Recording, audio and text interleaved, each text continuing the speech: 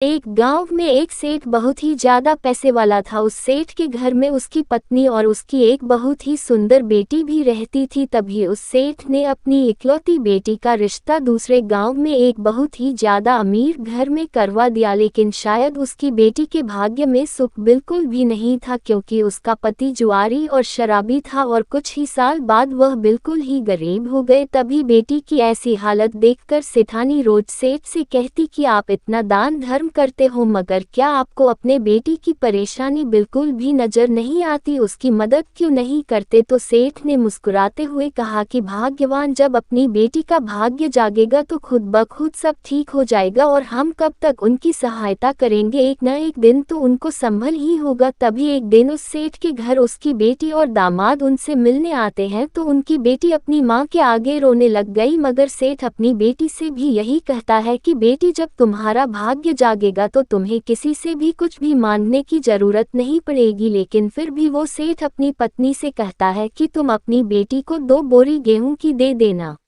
तो सेठानी ने जल्दी जल्दी कुछ बूंदी के लड्डू बनाकर उन लड्डुओं के बीच कई सोने के सिक्के डाल दिए और जल्दी जल्दी में अपनी बेटी और जमाई को 2 बोरी गेहूं और वह बूंदी के लड्डू उन्हें दे दिए और फिर वो उन्हें एक तांगे में रख कर ले गए। तो उस लड़की के पति ने सोचा कि इस तांगे वाले को किराया ना देकर सास के दिए हुए लड्डू दे देंगे और अपना किराया भी बच जाएगा। तभी वह तांगे वाला उनका सामान उनके घर पर उतार देता है और तभी उस लड़की के पति ने उसे कहा कि हमारे पास किराया नहीं है, ऐसा करो कि तुम ये लड्डू ले जाओ। तो उस तांगे वाले ने उसकी मजबूरी देखकर वह लड्डू ले लिए। लेकिन फिर उस तांगे वाले ने सोचा कि मैं इन लड्डुओं को अपने जानने वाले हलवाई को बेचकर पैसे ले लेता हूँ। तो उसने अपने गांव में एक हलवाई को वो लड्डू बेच दिए और उसके बदले कुछ पैसे ले लिए। तो उसी वक्त वो अमीर सेठ भी वहीं से गुजर रहा था। तभी उसने सोचा कि घर में बनाए लड्डू तो खत्म हो गए होंगे, क्यों ना मैं कुछ लड्डू घर के लिए खरीद लूं। तो हलवाई ने उस सेठ को वही लड्डू दे दिए जिन लड्डुओं को तांगे वाला बेच कर गया था।